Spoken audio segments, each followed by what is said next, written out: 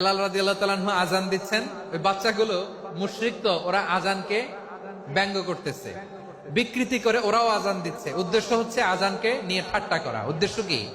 ঠাট্টা করা। ব্যাপারটা মনে কষ্ট পাওয়ার মতো ব্যাপার না? কিন্তু বিশ্বনবী ওইখানে দেখেন কি খুঁজলেন। বিশ্বনবী খেয়াল করলেন অমুসলিম কিশোরদের মধ্য থেকে একটা কিশোরের গলাটা বড় দরাজ গলা, কণ্ঠটা বড় সুন্দর।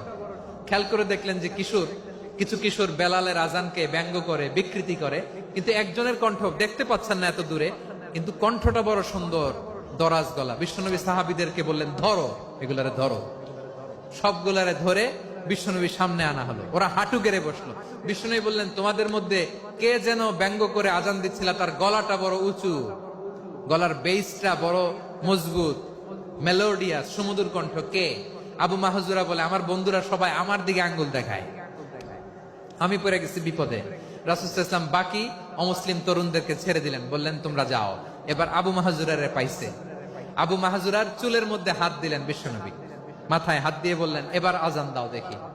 আবু মাহজুরা বলে, আমি তো আজান দিতে জানি না, কারণ আমি তো বেলালেরটা শুইনা দিছি, আমার তো মুখস্থ নাই, আমি তো আজান দিতে জানি না। বিশ্বনবী বললেন, জানো না?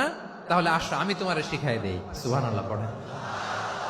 আবু মাহজুরা হাঁটু গেড়ে বসে, বিশ্বনবীর মোবারক হাত আবু মাহজুরার চুলের মধ্যে।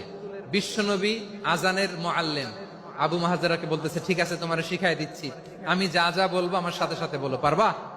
আবু মাহজুরা বলে, পারবো। বিশ্বনবী আজান দিচ্ছেন, মাথায় হাত দিয়ে আল্লাহু আকবার, আল্লাহু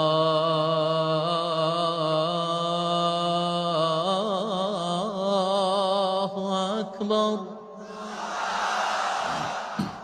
আবু মাহজুরা এই বাক্যটা পড়লেন। বিশ্বনবী দ্বিতীয় বাক্য পড়তে আরম্ভ করলেন, আল্লাহু আকবার,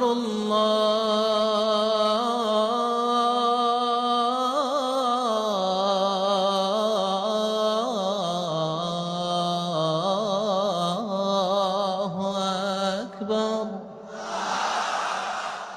আবু মাহজুরা এই বাক্যটাও বললেন। বিশ্বনবী আবু মাহজুরার মাথার মধ্যে হাত দিয়ে তৃতীয় বাক্য বললেন, আশহাদু আল্লা ইলাহা ইল্লাল্লাহ,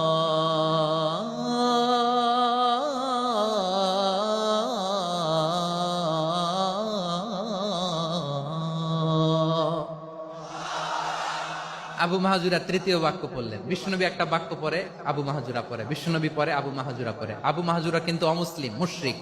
আবু মাহজুরা বলে, এক একটা বাক্য পড়ি আমার কলিজাটা গলে ঠান্ডা হয়ে যায়। এতদিন মোহাম্মদকে গালি দিতাম, এখন মোহাম্মদ আমার মাথায় যখন হাত রাখছে আমার সারা শরীর ঠান্ডা হয়ে গেছে।